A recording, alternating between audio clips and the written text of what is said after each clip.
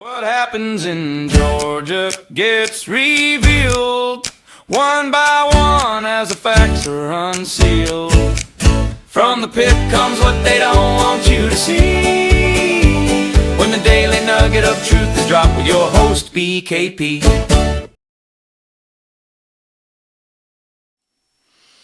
All right, it's Friday, right? Friday. I've been looking forward to Friday. How about you? Give me just a second here. I'm your host, BKP, and you're watching BKP Politics on voiceofruralamerica.com. It is Friday, March 13th. Friday, oh, that's Friday the 13th. Well. So I'm your host, BKP. You're watching BKP Politics on voiceofruralamerica.com. We have a Substack over at Vora, V-O-R-A, at BKP Politics. We have voiceofruralamerica.com on Rumble, YouTube, Facebook, X. So yesterday's program, we did a very we went in-depth on the 14th District and the results in the 14th District. Took a lot of time on that. And some of you have sent me messages like, well, wait a minute, you say Colton Moore is gone, but he did qualify to run in the May primary. Yes. It's April 7th is the runoff, right, with Sean Harris. It's April 7th, right? That's the runoff with Sean Harris. And the May primary, Colton Moore, he did qualify to be in that election. So we don't know, right this minute, we don't know if he is running, if he's going to suspend that campaign, if he's going to try to run for the May primary. We don't know that. When we refer to gone, if you go back and listen, what we were really talking about is what we say, or I said, is the clean sweep of the plan that was laid out for the 14th District. That plan has been, no longer exists. So he may run. He may run. We don't know that yet. I got a very in-depth 5 things. I got 5 things, and I thought they were pretty good. But I'm going to would it be the worst thing for Sean Harris to win the scraps of what's left of MTG's term, with a primary and general campaigning upon us now? So I want to say this. Sean Harris, the top vote getter, the possible miracle, and I will say this, the possible miracle in the 14th District, I have it here somewhere. Let me see where we have it here. I said this yesterday. I mean, the guy has a real dangerous look, right? That is, you can't see him, but that is Sean Harris, the top vote getter in the Democrats, as he's, welcoming a new calf to the herd. He is a farmer. So would it be the worst thing if he won in the 14th District and shook things up? I've had that question a couple times. I've had that a couple times. Would it be the worst thing if Sean Harris won? So that's an interesting take, okay? And it would be good to scare the hell out of Republicans in this state, like a bucket of ice-cold water poured over the head. Wake up call. Seems something radical is needed. Just saying, all right? So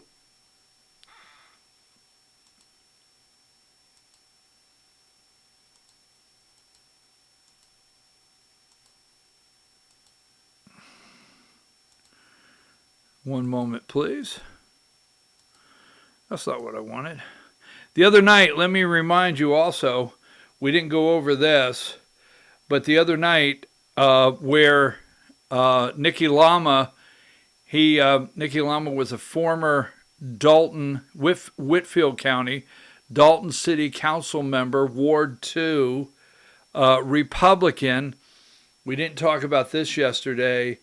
It flipped, right? Dalton, right? Now, Dalton is a very Democrat city now. Congratulations to Julie Locke. They flipped that. Democrats flipped District 2 or Ward 2 of the Dalton City Council. All right. Now, and right here, you may not be able to see it on the screen very well, but this is a map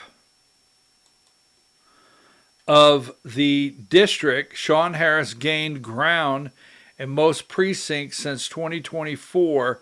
The blue arrows show all the ground that Democrats gained in the 14th district. So let me just say this, and we won't spend a lot of time on the 14th today, that I think Clayton Fuller will prevail and win in the runoff April 7th. I think it's April 7th. I think he'll prevail in that. But if all the Democrats come back, there's a lot of scenarios here. Republicans don't return, or Colton Moore's voters don't return. So we're looking for, if you see it, let us know, but we're looking for some kind of statement, right, from Colton Moore. We're looking for some kind of statement from Colton Moore instructing his voters to go back and vote Republican. Vote red, right? We're waiting for that. If you see that out there anywhere, could you please send that to us? Because we'd love to see where he's instructing. Because little discussion out there, what if Colton Moore's voters don't go back and support Clayton Fuller? So for one of the last comments that I got yesterday, I've asked this right here. I asked the question. This is Make America Great Again hat. This is a Make America Great Again hat. All right. And this hat is just MAGA. I asked, are they the same or different? Make America Great Again and MAGA are the same. We've not changed. Trump turned. Trump turned. So he's not MAGA now. I'm true blue collar MAGA.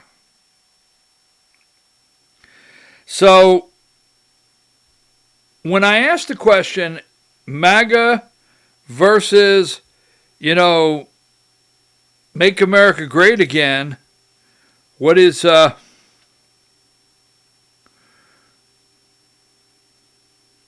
what is the difference, or is there a difference? And we get Trump turned. Yes, that's what we get. Hold on, I was seeing if there's an update on something. So I'm going to say this on the Trump turned and get out of it for now.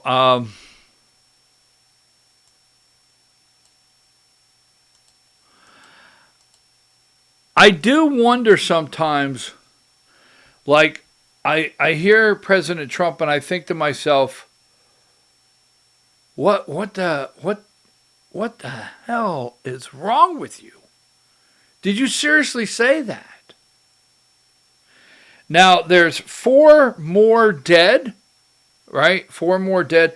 Are we up to 13?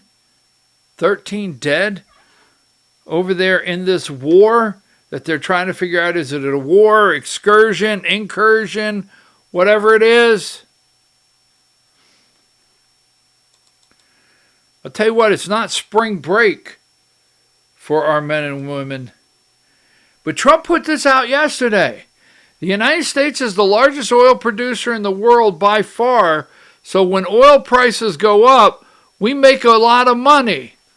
We? You got a mouse in your pocket? Where is the we? Because we be not making a lot of money. We be giving those that make all the money our money. That's what we be doing. Can't put it any other way. There's your B. Yeah. We make a lot of money. No, we be not making a lot of money. I mean, gas is over $1 more a gallon. You get 20 gallons of gas. You're giving somebody $20. Just here's another $20. I didn't want this 20. I did not want it to cover the cost of beef or laundry detergent or a bag of chips that's $12.99 at the store. No, I didn't want it. I didn't want to use that 20, to help my Dorito fetish a little bit, I like a good Dorito, and what are they up to, $12? No joke, right? Have you gone down the chip aisle? I'll tell you what, a loaf of white bread, that's where you went wrong to begin with. It was white. Anyhow, a loaf of white bread is not 99 cents at the store any longer. So here's that 20. I didn't need it. I didn't need it. It's a small price to pay, if that's what you say. I'm like, what the hell? Did you say this? I mean, okay. Wow. I'm telling you right now,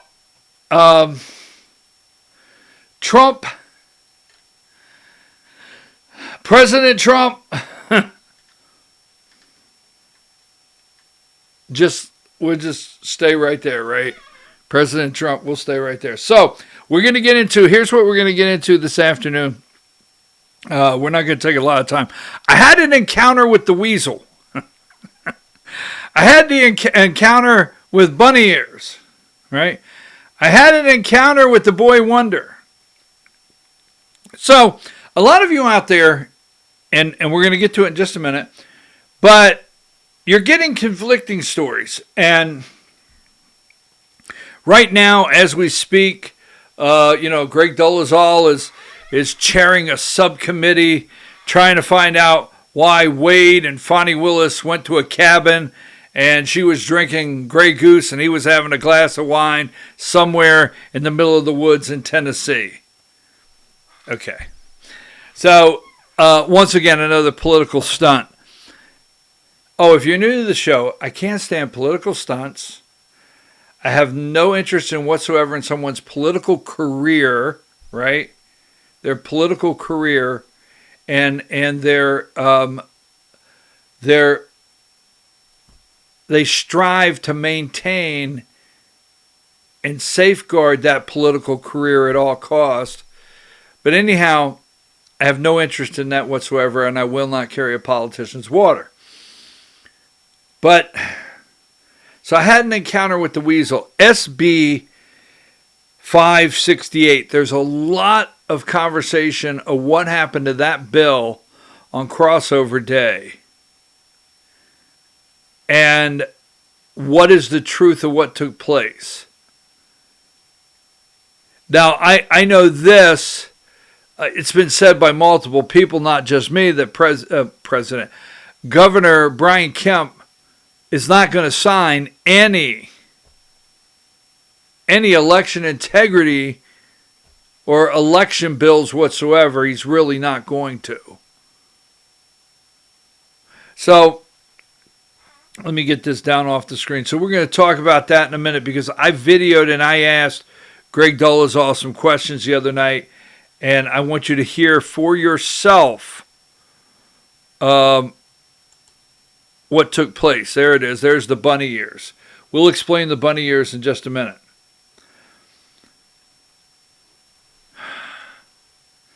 Houston gains the 10th district He is in major right now.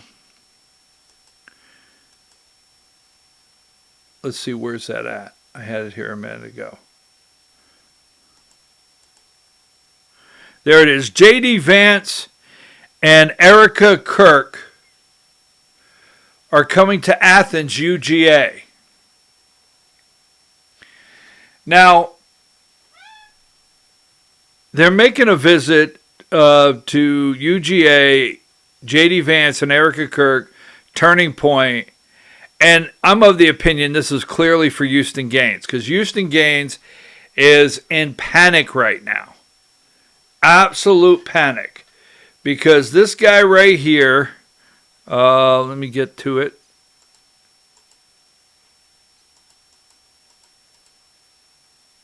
Right here, Houston Gaines, state representative. You know, this is Brian Kemp's young man.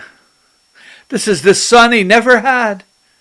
Well, you got Brian, Marty, and the girls, right? Brian, Marty, and the girls. And Houston's like the son we've never had. Why, Marty loves when he comes over for afternoon tea on Sundays. I don't know why I say stuff like that, folks. I don't know. It just happens. But, so this guy was running all by himself. I mean, he just had clear sailing. Nothing was going to get in his way. Brian and Marty Kemp, of my opinion, cleared the deck. Why, they made phone calls, that's what we hear, and encourage people to just let Houston have it because, well, we said so. And it looked like the Kemps, I'm going to use plural, were about to have their very own member of Congress. It'd be almost like Brian Kemp was the congressman of the 10th district without having to even go to D.C. He could just tell Houston what to do. These are all clearly just what I think, looking outside in. Moving right along, Houston was smooth sailing. Now, I watched Houston, all right? I watched Houston, and like when Governor Brian Kemp gave the State of the State address, and he was going down the aisle, if he would have stopped short, just saying, there would have been an accident in aisle 5, right? Get me something to clean the top of this boy's nose off, just saying. So anyhow, Houston Gaines is stressed out. I mean, he is stressed out. This guy right here, I do not know Ryan Millsap. I don't know him. I've never met him. I've watched the videos that he's put up. I watched his video where he got into the race. And I made some calls into the 10th district, I will say that, trying to get some information where he's concerned. He said he would put $4 million of his own money into the race over in the 10th district. I understand mailers are going out, that he is slamming the mailbox with a mailer. I don't live in the 10th, so I don't get them, but this is what we hear. I understand he's running TV commercials. His social media is up and running. I understand he's sending out mass text messages. Now, I have a video that I want to play. I have a video I want to play of his. I don't know why my audio got pretty high there. Sorry about that. But it creeped right up there, didn't it? But I'm going to play this video right now. Let me see where I have it. Here it is. This is Mr. Millsap's newest video. Money. This is a place where after you've made money, you should go and make sure it's stable. Make sure it's stable so that the next generation can go out and make money. The country's been so polluted and destroyed by career politicians who won't fight the leftists. Of course, the leftist politicians. The country's been so polluted and destroyed by career politicians who won't fight the leftists. Of course, the leftist politicians are completely insane. But even our Republican politicians have no strength. And so we need guys that have actually already built other lives, that have other skills, that have the ability to go and do other things and have proven themselves to do other things, to now take a pause, come to Washington and start wrecking shop. Because if we wait around for these guys that are all pansy full-time politicians, then we're going to be waiting forever. And what's going to happen is the cancer of the left is just going to keep growing and growing. And one day I'm going to wake up on my beautiful farm and there's going to be a bunch of protesters out front and they're going to be telling me that I'm not allowed to own land, that I'm not allowed to have this much space to myself, that I'm not allowed to build businesses, I'm not allowed to own things independently. That's the world we're going to if we don't stand up and punch these people in the face. They made me do this. The leftist Antifa commies poke the bear long enough that I just got to get up off the couch and go punch him in the face. I don't know what else to do. I mean, I for years begged the career politicians to do stuff, but they just won't do it because it's their job, their livelihood. This is their world where they make money. This is not a place you should be making money. This is a place where after you've made money, you should go and make sure it's stable. Make sure it's stable so that the next generation can go out and make money. They can go out and build beautiful lives. But if we don't take a pause, this place will get destroyed by leftists. If you wish your politicians were actually like you, vote for me.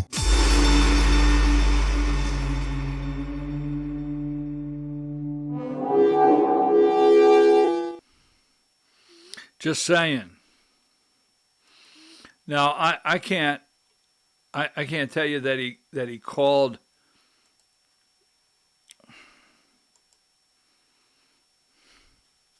I'm just studying here. I mean, does he look like a pansy to you? I'm just saying. That's it. Ryan Millsap did the video. He said pansy full-time politicians.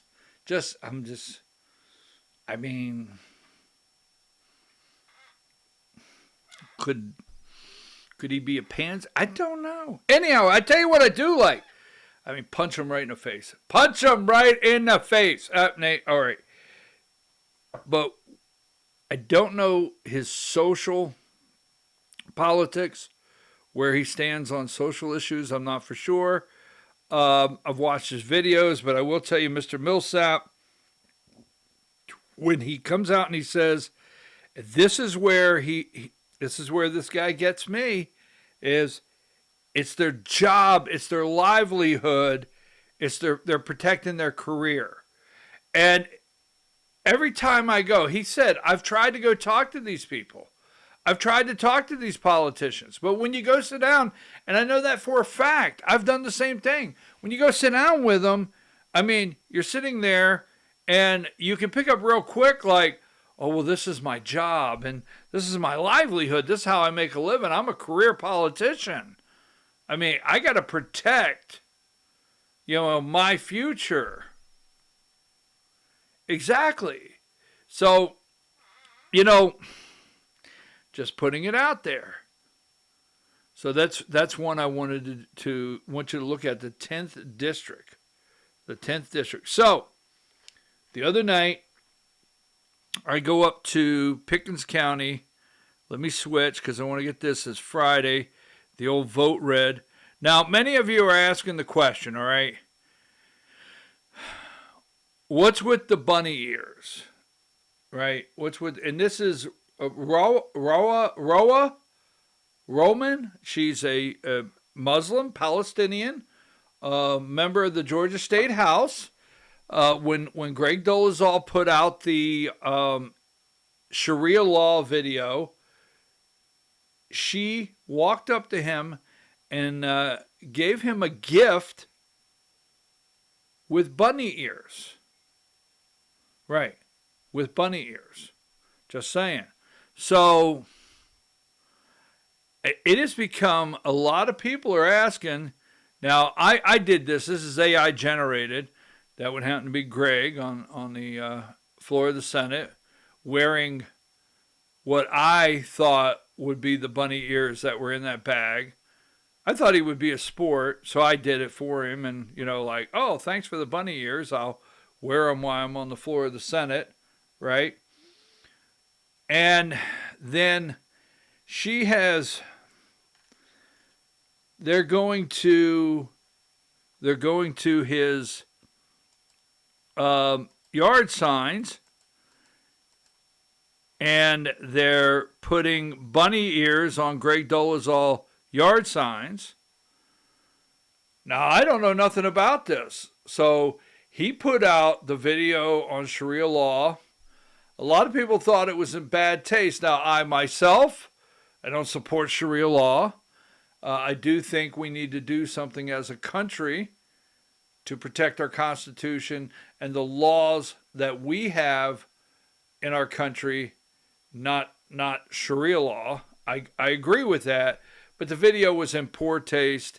So the AJC did a story where Representative Roma, I think that's her name, gave him a gift of bunny ears. So what's with the bunny ears? Because nobody knows like what's going on with the bunny ears. Now we're going to get to SB 568, but here's a video, and here's a video.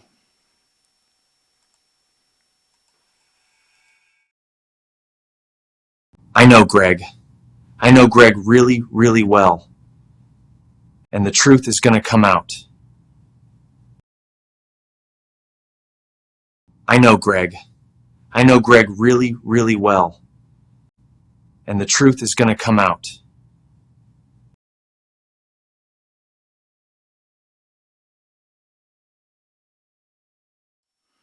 So the AJC put that out. Right?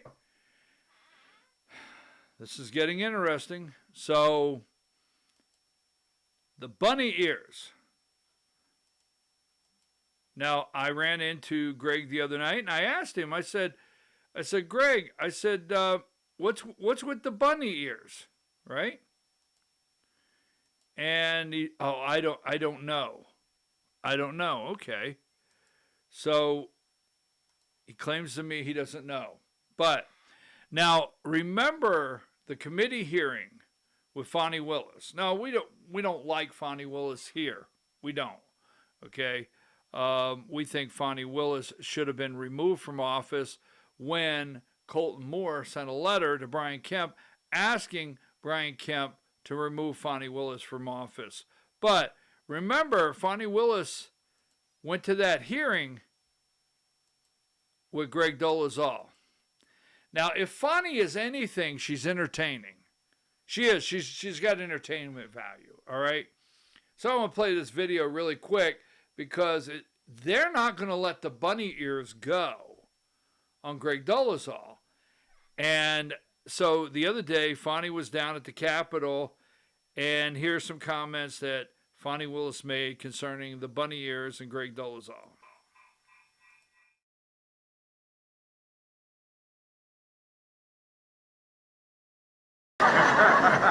It was not for a celebration like today. I was here to testify before what I can only describe to you as, and I hope they listening, a clown show. Yes. And as clown shows go, it was led by a clown. I understand the same clown that led my questioning was just gifted bunny ears. Some of y'all know the significance of that, some of y'all don't. But he was gifted these bunny ears by Representative Rua Romanian. She was responding to a hateful, racist video that he had recently posted. She told him she gave him the bunny ears because she understood he was into that type of thing. Word on the street is, allegedly, he got some strange furry habits. The Senate hearing was a great waste of taxpayers' money and time. The Senate hearing was not about getting answers for Georgians as they lied and told people, but rather it was a desperate attempt to get their own name in the paper. See, they got to keep my name in their mouth for people to even know who they are. See, these want-to-be leaders, they have no ideas for Georgians. No plans to make Georgians' lives better. They want to show you that they are powerful and strong by coming after me. Let me tell you what they ended up showing in December. that they're stupid, that they're weak. Strange furry habits. That's all I'm saying. She said it. Fonnie said it. Greg maybe allegedly has some strange furry habits. So anyhow, so I bump into him, and we're going to get serious here now. But, you know, I have no use for anything the guy is doing this legislative session. I mean, he's running around the state as though he's Captain America, that he's saving America. The Dominion voting machines are no good. They have vulnerabilities. Just one thing after another. He found out that there's thousands of people registered to vote at UPS stores in Fulton County. He has found all these violations. I mean, it's just amazing what this guy has done. Really has. So he comes in the other night and he says to me, he said, I understand you call me the boy wonder. And I said, yes, but don't forget now there's Greg the Weasel, boy wonder, furry, rabbit ears, Dolezal. I mean, there's, you know, it's right. So he said, I understand you call me the boy wonder. So he comes in and he's going to address me, which, okay, I was cordial to him. I'm never going to treat anybody bad anywhere. And he wasn't too ugly, but he threw out a veiled threat. That's what I took it as. When you say something to me, I could take it like any way I want. You could say, well, you took that wrong, but this is the way I took it. It was a veiled threat because he shared with me that someone had received a lawsuit earlier that day. We'll leave it there. He shared, well, someone received a lawsuit earlier that day. I don't know, why are you telling me this? I don't know, why are you telling me? And that people should be careful. And this is not the quote because I don't have this on audio because obviously attorneys are always standing by because Greg has concerns, I guess. I don't know. But that being said, he said people should be, you know, people should watch what they say or something like that, something in that nature. People should watch what they say. And I looked at him and said, Greg, I have no problem whatsoever with anything I say. No, I have nothing at all. I mean, I say what I want. I mean, at any time. But he started with that in the evening. Now, he gets up there and he starts talking. And then the question came up on SB 568. Question came up. Oh, he said he wanted to be Batman. I'll get to that later. But I said, no, you're the boy wonder. So he started with SB 568. Where was that one? Here it is. And let's go here. He received a question. We do have some members that have email or text questions, so I want to get those in real quick if I can. Okay. So, of course, immigration is something that we hear about all the time. Immigration, taxes, and of course, election integrity.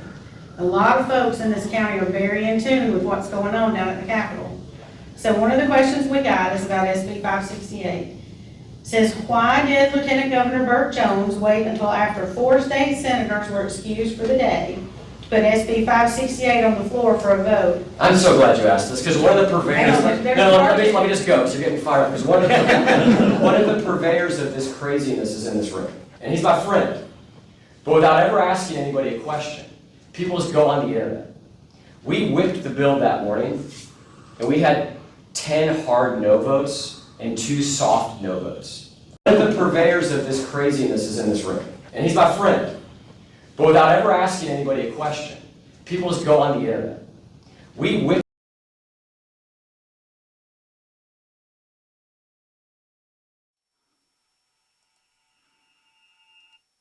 All right, so let's start there. Keep in mind the question. Question is, hey, why did you wait for 4 senators to leave? Why did you wait for 4 senators to leave before putting SB 568 on the floor for a vote? Now, if you don't know who he's referring to, the purveyor of this craziness is right here, right? One of the purveyors of this craziness, and he's my friend, is here tonight.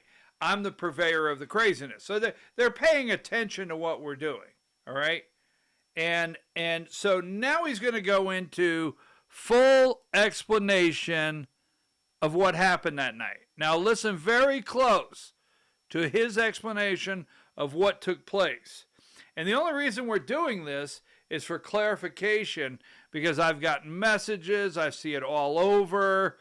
You know, what happened? Frank Ginn is the bad guy. Well, Frank Ginn is a bad guy. So let's go a little further here. The bill that morning, and we had 10 hard no votes, and people go on the this craziness is in this room. And he's my friend.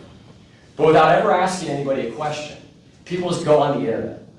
We whipped the bill that morning, and we had 10 hard no votes and 2 soft no votes, okay? So my job is to be able to count to 29. 29 is how many votes you need. And we got 32 Republicans. 32 minus 10 is 22. If I bring the bill to the floor at 10:30 in the morning, Sam Watson will be there. Bo Hatchett will be there. But I'm not going to name them, I named them earlier when I was talking to Brian, but I've got a number of people that I know are voting no. So the people that were really doing the work, not the people that talk on the internet about this, Garland Favorito and his wife sat out the ropes all day long and called senators out there. The senators wouldn't come out there, they grabbed when they walked by. Brad Carver with the Georgia GOP was out there. Julie Allen was out there. Jason Frazier was out there.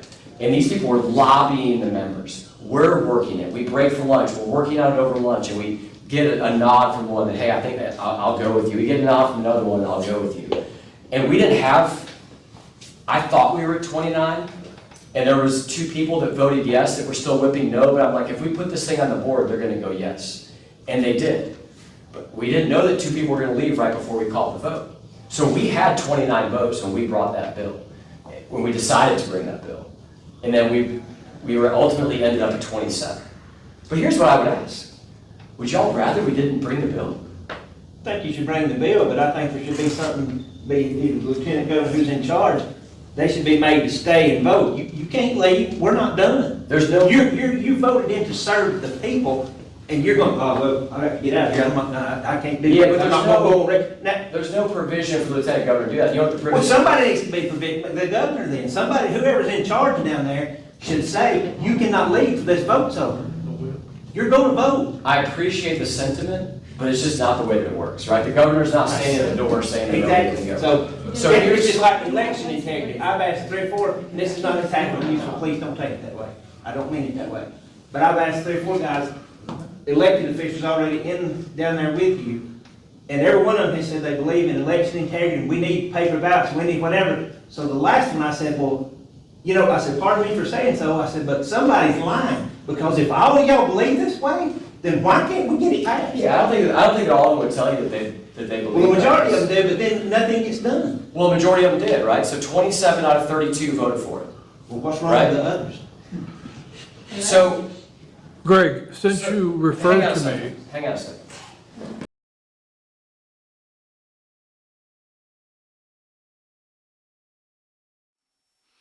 all right, now keep in mind what you just heard, okay? They were working the ropes. There was 10 hard no's that morning. Keep in mind, all right? 10 hard no's. They were working the ropes. Why everybody was out there.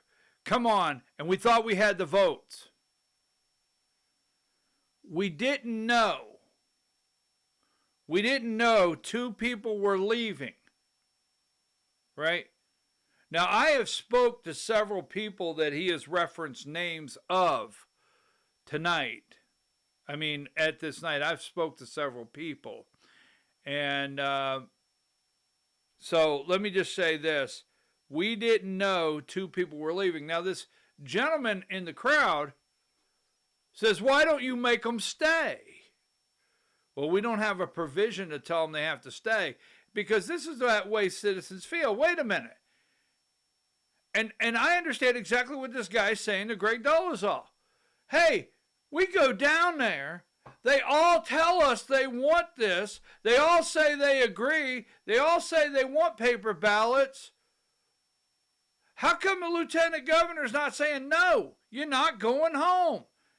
It's crossover day. You knew this was coming before you made any other schedule. And let's get this done. That's what the guy is saying to Greg. What'd he say?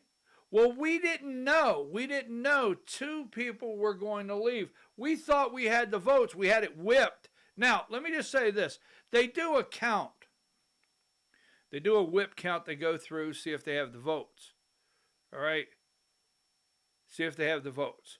Because, see, the ones that are hard-nosed that he's talking about, what they're not telling you is a lot of these people are no's because they don't want to go on the record and they don't want to get in an argument with Governor Kemp's office, seriously, or they don't want to be a part of something to send it over to the House that's not going anywhere. And they don't tell you this.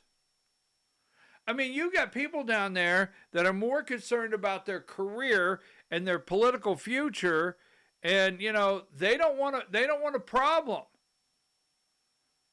Now, I don't know that this is going to happen or would happen, but I have seen it happen. I've seen it happen. They don't want to vote yes, and all of a sudden, you know, Brian Kemp takes his line item veto pencil and, you know, scraps through that bridge that was getting funding back home. I've seen a library. Yes, I have.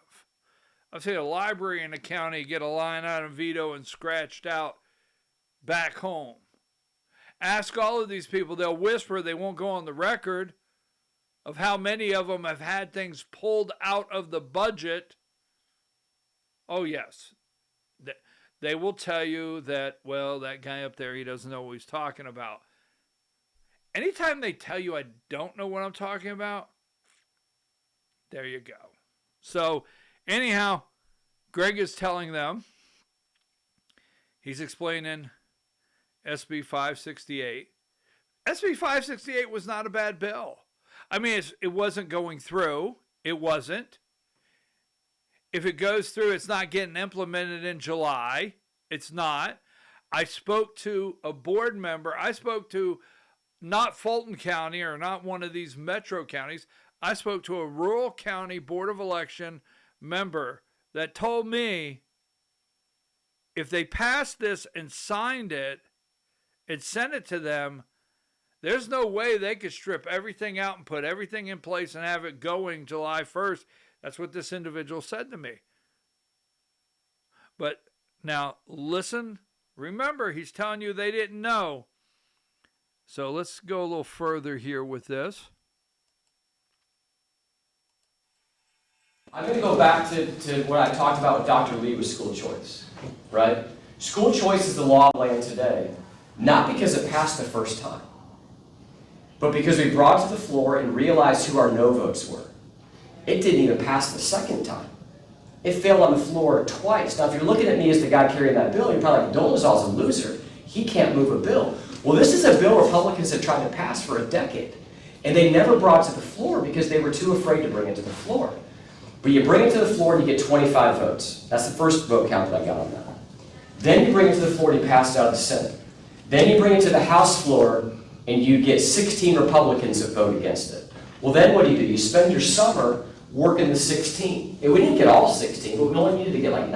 I forget the exact numbers on this. But we got exactly the amount of votes that we needed to pass it. Now, if we had just sat there and said, we're not going to bring this to the floor until we know that we have the votes, do you know what people do? They whip no so you don't bring it to the floor. They whip no because they know that if I can't get to 29 in a whip count and I'm not gonna bring it to the floor, that all they have to do is whip no, and it's not gonna come to the floor. So I've been a whip the last 8 years I've been in a sense. I understand the way that this game is played. So I would just tell you that that 27 vote count may have been one of the most important things that we've done, because it showed us that of the people in the room, we had one no vote. Bo Hatchett was calling me saying I could be there in an hour and a half. Can I get down? I said, we can't delay this for an hour and a half. There's no functional way to do that. So that tells me we're only one vote short, which is Sam Watson, who's the chairman of the committee. And he wasn't there because he had I think one of the two of them had a daddy-daughter dance.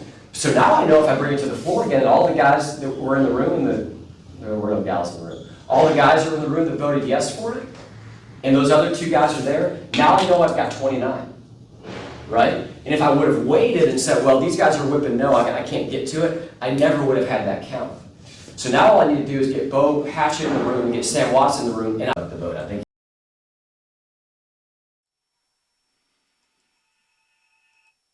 Now, this is where I get irritated. Keep in mind what he said. You bring it to the floor. You got to bring it to the floor. And maybe you don't get it done, or you get it through the Senate and you get it over to the House and it gets voted down by 16 Republicans that summer. Now, listen to what is being said to you and I. Excuse me. Sorry.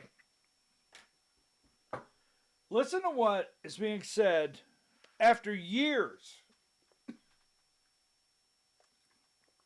After years. You see, we sent bills last year. Sorry about that. We sent bills last year over to the House. We sent SB 189. So what he's telling you is, we got to get it on the floor, we got to send it over, and then we can work it all summer to bring it back. Wait a minute.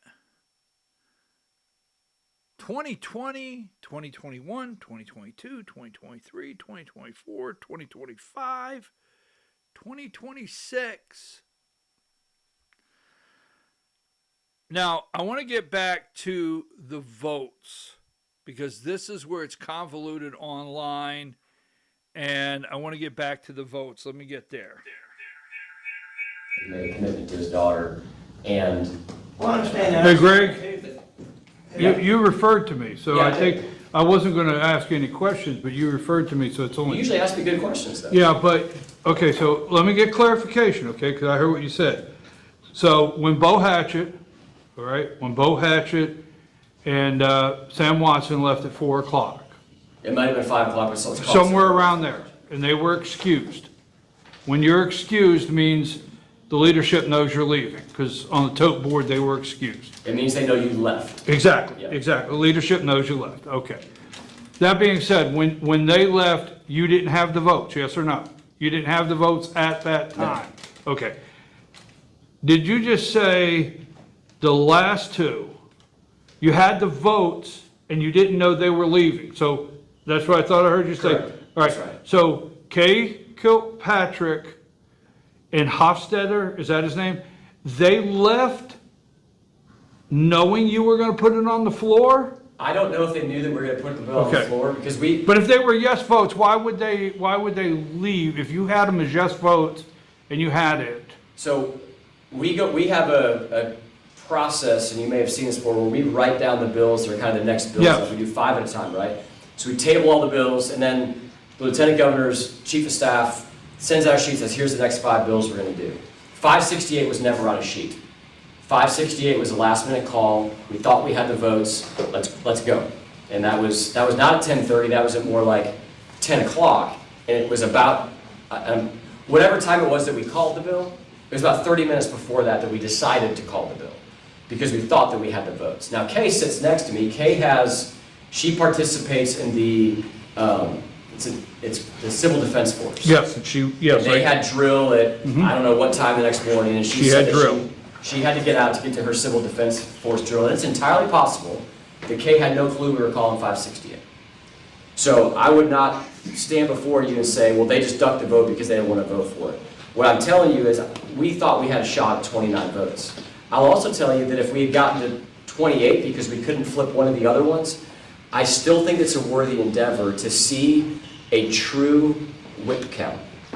Because we had people that were whipping no that voted yes. And now I know that when push comes to shove, they'll vote yes. Does that make sense? Yeah, but Frank Ginn was a no all along. He was. So, I mean, I want to be clear, I don't care video running or not. I've I never, believe that he was pretty open with his. yeah, I've never had any use for Frank Ginn, so I'm not defending Frank Ginn tonight. Okay, but he was always a no, and now he is but the two you said you had yeses left. I'm not saying they were yeses. We were hopeful and confident that if we put it on the board, that they would have gone with us. It was not a sure thing, right? It was never a sure thing at any point in that day. It was far less of a sure thing in the morning when we started, and we had 10 people in caucus, or in our conversations, I should say, 10 people in our caucus in conversations, either with myself, Garland Favorito had a checklist he was working in the hallway. And I was going out there checking in with him. Hey, you talk to this person. Okay, I'll go talk to that person. You talk to this person. And we saw the board moving in our direction. And I said, Garland, we might have a shot at this. What do you think? And we're like, and I went and talked to the Lieutenant Governor. What do you think? He said, let's give it a shot. So, can I ask a question? To answer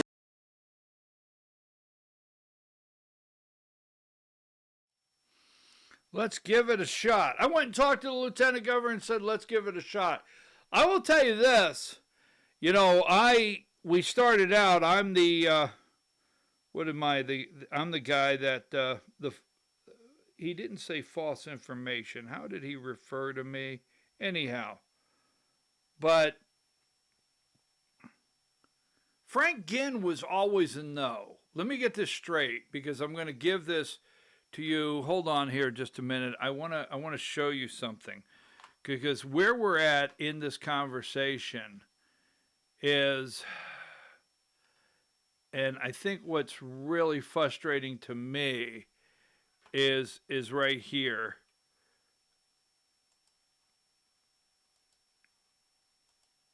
Let me show you something here, folks. Okay, this is the tote board on the vote. Now, the guy said for himself, all right, 1 minute they didn't know they were going to leave. But then right there on video, I asked him, excused means the leadership knows they're leaving. Right? 1 minute we didn't know they were going to leave.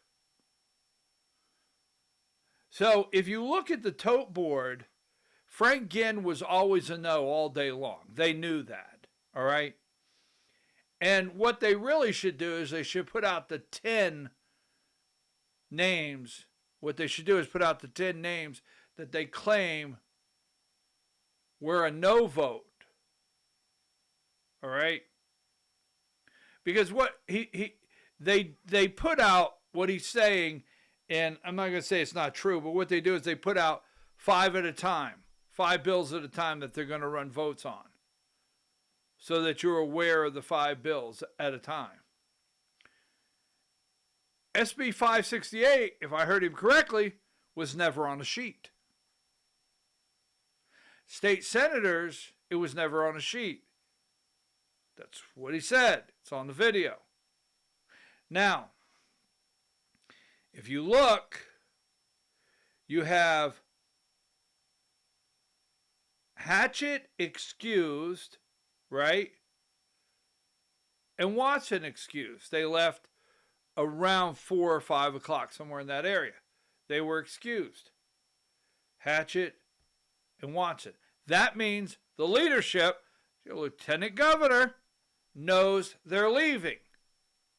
So if you're the lieutenant governor and you have promised for years to get a paper ballot bill and you got SB 568 and Greg brings it up and they get it through committee and they get everybody on the election integrity side of this that want, accurate, true, fair elections, in Georgia, honest elections, honest voter rolls, all the above, why did you go through that whole charade?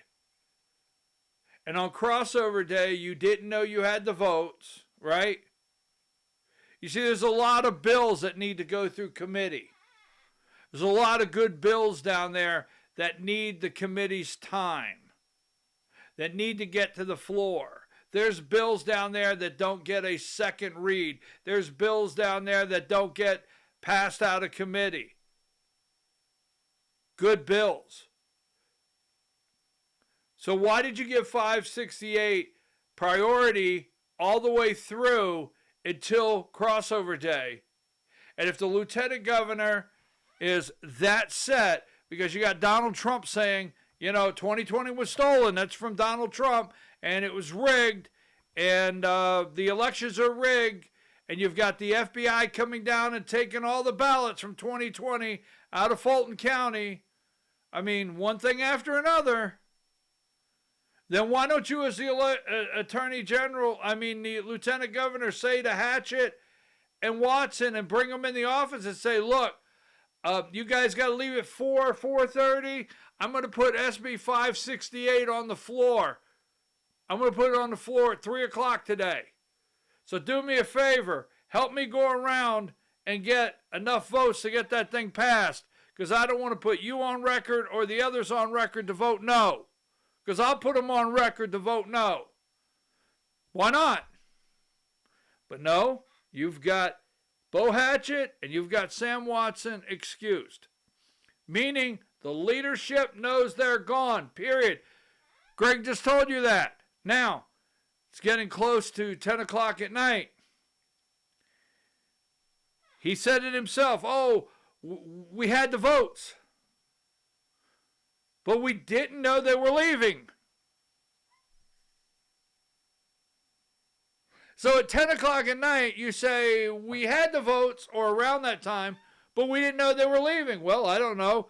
Kilpatrick and Hofstadter, they're both got an E. Now, when they have an E, that means the leadership knows they're gone. Period, folks. Leadership knows that they're not going to be there for a vote. They've been excused. Period. And that way it doesn't show up like a no vote or like they just didn't show up for work. They got excused from it. You don't want that on your voting record. You want to be excused from it. You have something to do. You don't want to be, I just didn't show up. Where was my state senator? We don't know. They were not excused. All right? I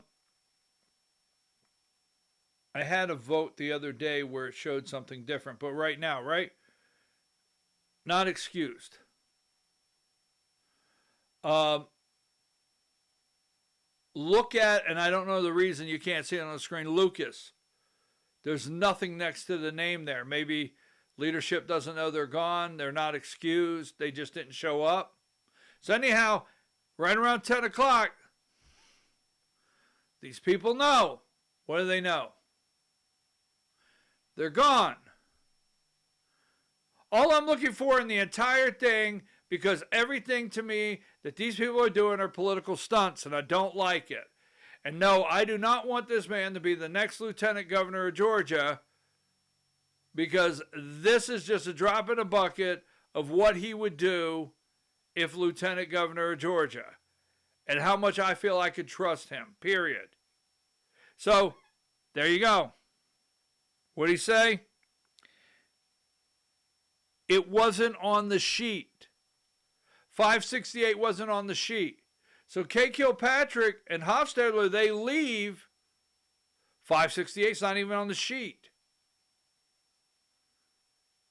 They don't look down to see 568 and say, oh, I'm leaving. It's not on the sheet.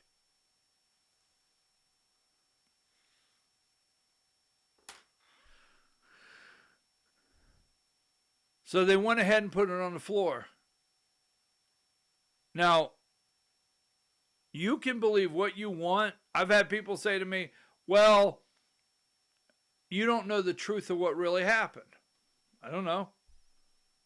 I mean, right there,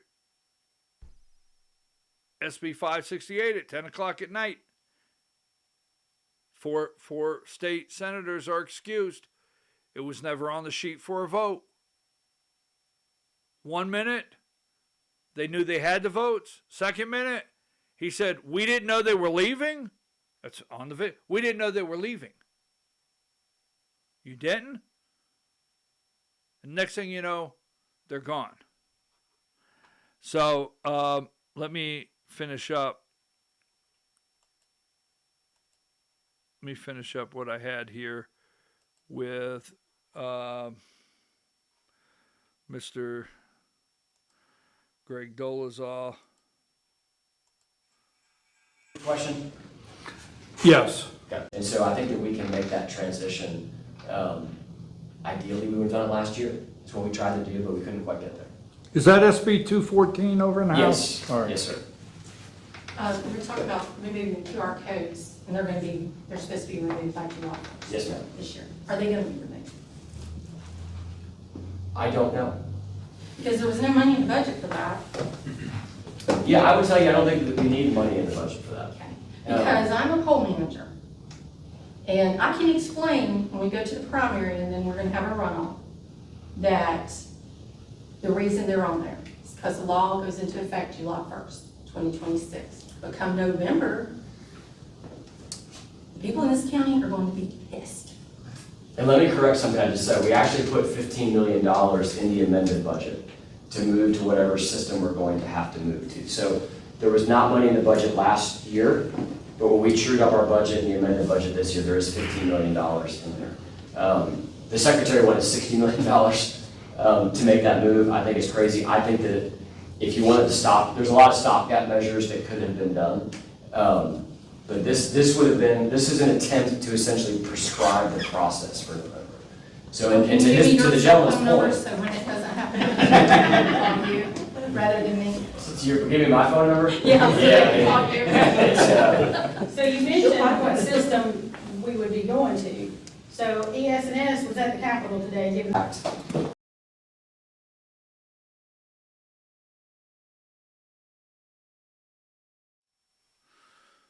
So pay attention, folks. I say it nicely. SB 214, I asked him. He said, SB 214 is over in the House.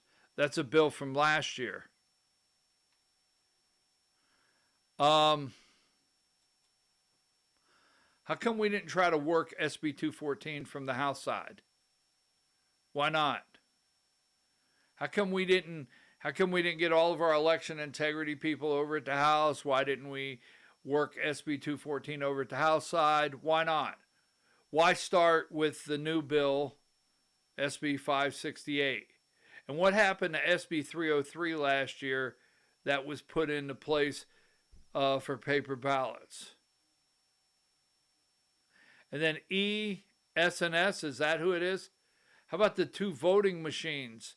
The mobile voting machine van that came to do a demonstration. Now, the poll manager says, hey, what are you going to do on SB 189? They don't know. They don't want to talk about it.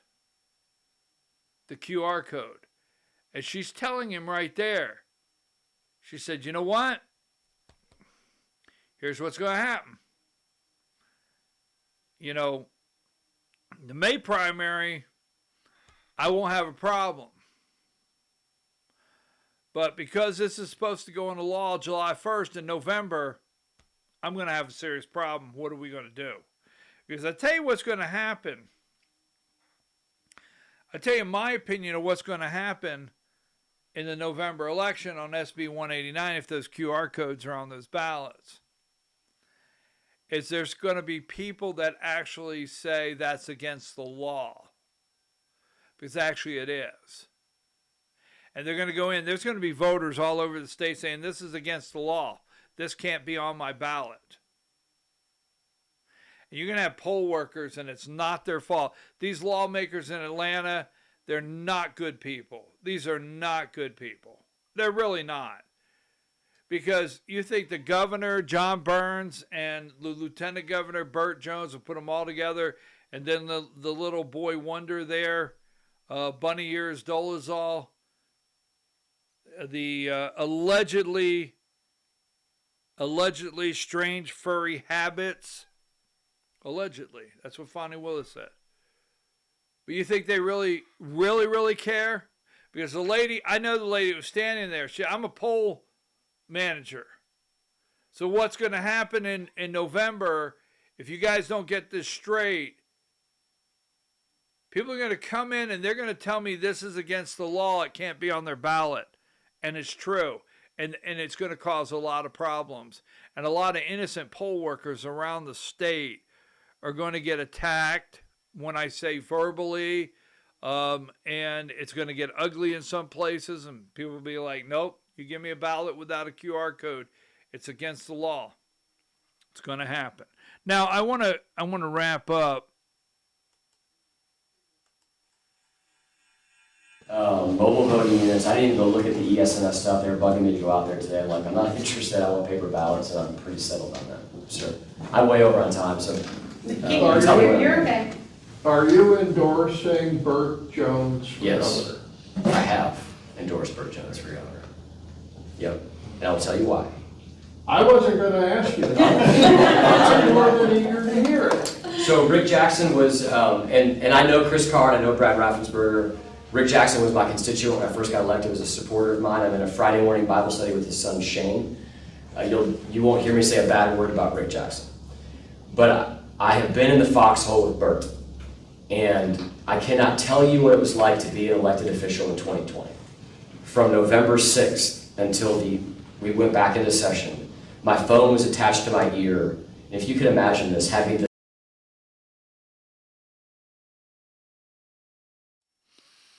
So, he has a running mate. And his running mate is right there. Well, first of all, that's the boy wonder right here. Let me get it up here. That's the boy wonder, Greg Dolezal. The reason I have him as the boy wonder is every single thing that he's done this year is nothing but a political stunt. And I told him that. I did. I told him that. Okay?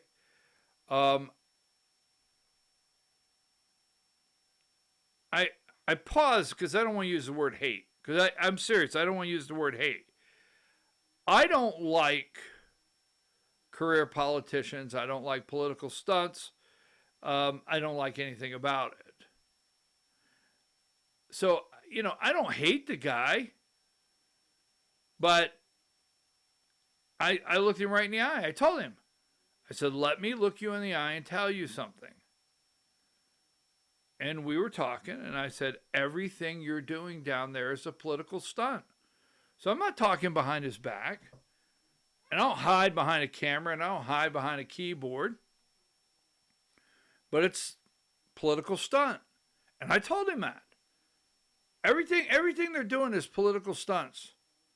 So I called him. He has a running mate. They're running together. And there's his running mate. There's Batman and Robin, right? It's Batman and Robin there. There's Burt Jones and the boy wonder. And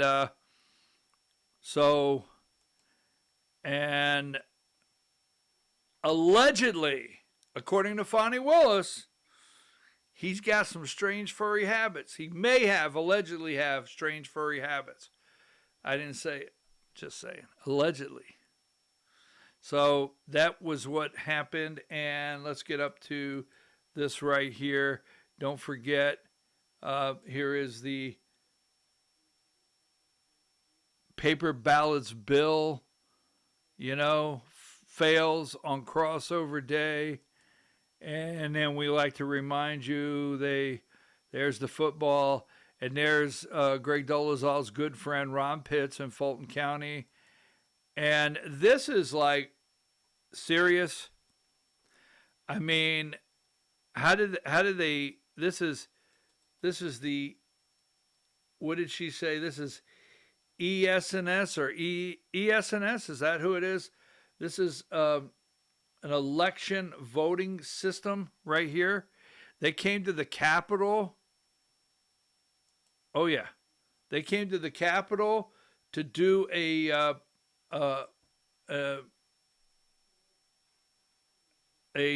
seminar, a little presentation on their voting system, because the state of Georgia is going to start putting out requests for proposals, RFPs, right?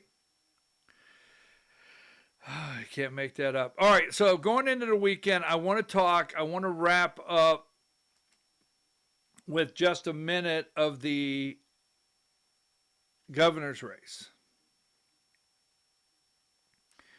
And what I want to wrap up is, you know, I'm going to go to another Rick Jackson event, and I'm trying to put together what I want to put together. I have sent out some requests from Rick Jackson's campaign. And I'll tell you the requests I put out. So this is a Fox News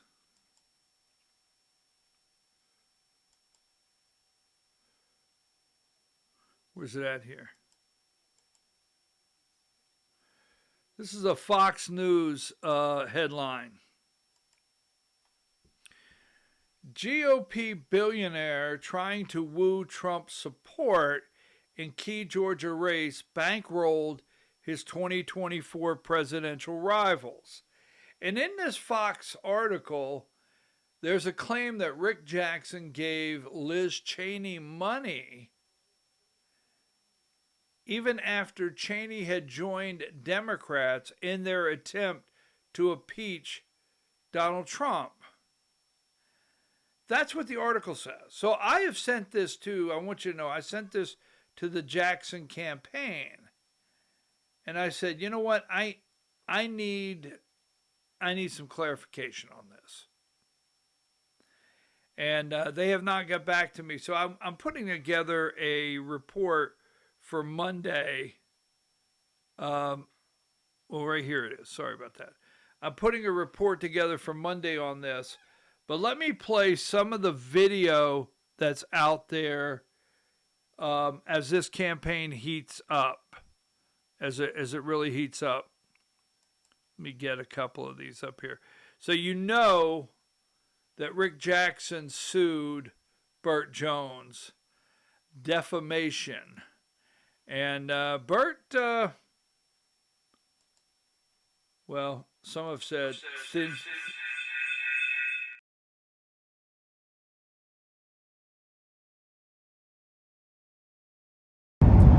Hello friends, Burt Jones here, out on the campaign trail. Got a lawsuit from my newfound friend, Slick Rick Jackson. Apparently he's got some thin skin, and he's filed a lawsuit again. This is number 2 in 4 weeks that he's filed. Mad about what we're putting out about he and his company. And it's all factual stuff, folks. But we're gonna take this on like we do everything else.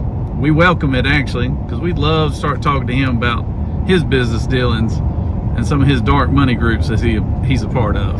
Y'all take care. Hello, friends. Burt Jones here, out on the campaign trail. All right, so that's one of the ads. There's Burt. Hold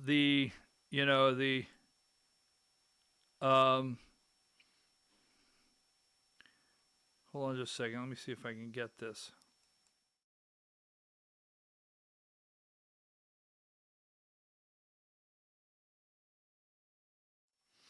I can't get that one to play right now. I'll just hold it for Monday.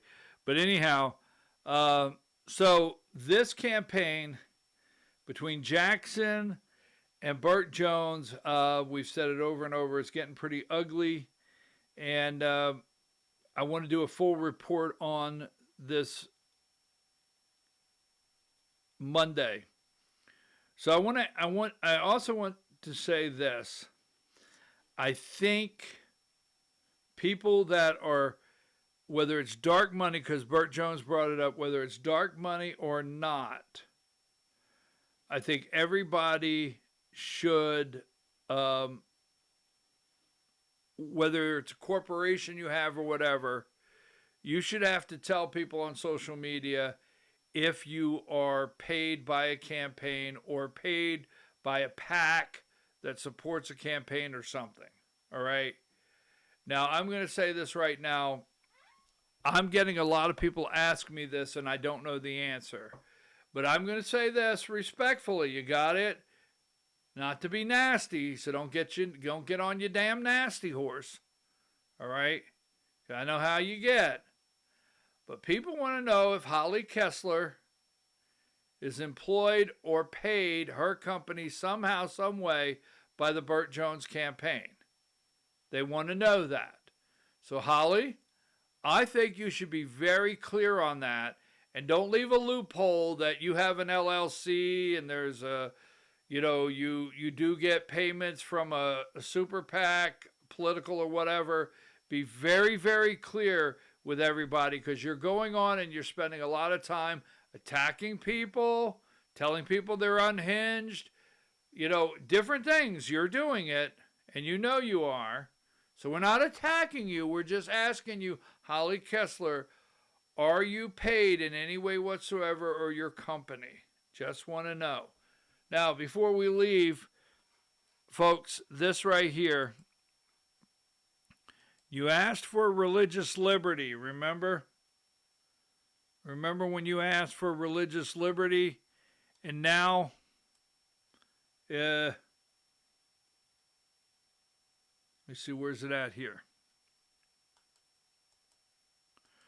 This is under the guise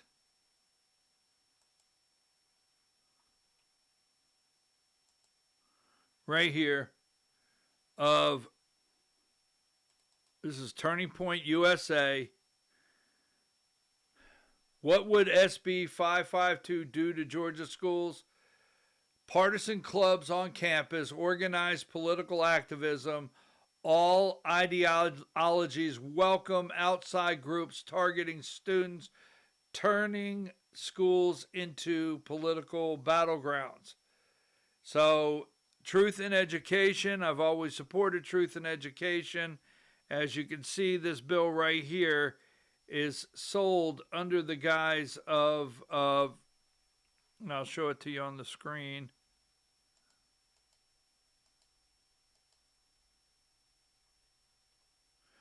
Right here. Senators Watson of the 1st, Strickland of the 42nd, Calzert of the 46th, and Avenatari of the 31st, Walker of the 3rd. This is a political stunt to amend, let's see, Georgia anointed, is that what it says? Related to clubs and organization so as to provide for equal access to public schools for students engaged in political and philosophical expression, to authorize the organization of partisan and nonpartisan student groups and gatherings, to provide for school disclaimers of scholarship, to prohibit discrimination based on content, right? This act shall be known and may be cited as the True Patriotism and Universal Student Access Turning Point USA Act. I disagree with that 100%. I think this is wrong. I mean, most schools have a Republican club. This is a mistake. But it's election season, and you got to say Turning Point USA, right? And put these clubs in all of our schools. What they're telling you is, you put this club in your school, you're going to open the door for everything coming down the road. Why? The Muslim, political, radical, something group. What do you mean that's in our schools? Yes, it is. So look, you have a great weekend. I'm going to get out because it is Friday, and I want to have a good weekend myself. Please let me know. I always ask you to do me a favor. Let me know when anything that's going on politically in your neck of the woods. Please send it to me. Forums, debates, candidates going to be there. Let me know that. I'd like to possibly attend. If you have any local races, any state house races, or state senate races that have some interest, please let me know so I can follow it. And there you go. So Rick Jackson's going to be down. Wait a minute. Go down and see the guy and ask questions. Now, I did give him an A+ for the questions. And I hope he doesn't change that. I mean, it is something I did give him an A+ for. I gave him an A+. Let's see, I have it here.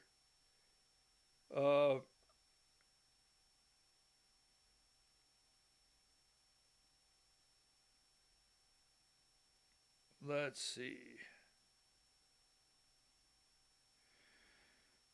I'll be glad when he does an actual interview with a real TV station.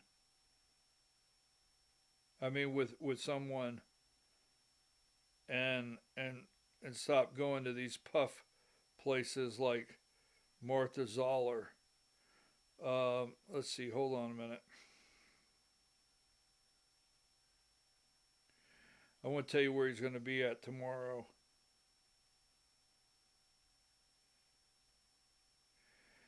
And let's see. He's going to be down at Adventure Outdoor at 11 o'clock. Is that it? Is that it? Adventure Outdoor, 11 o'clock tomorrow.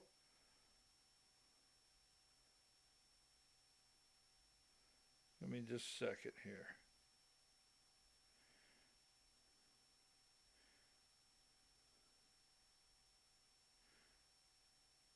I had it here. Adventure Outdoor in Marietta tomorrow at 11 o'clock. Go down, meet the guy, ask your questions.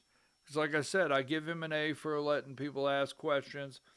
I'm going to be studying some stuff, doing a full report this weekend. I like what he's saying, but at the same time, I do have concerns on some of the things that his company has done in the past and maybe some things that he has contributed to. Folks, you have a great weekend. I'm your host, BKP, and we'll be back Monday morning. Please share our Substack and all of our videos with your friends. What happens in Georgia gets revealed one by one as the facts are unsealed. From the pit comes what they don't want you to see. When the daily nugget of truth is dropped with your host, BKP.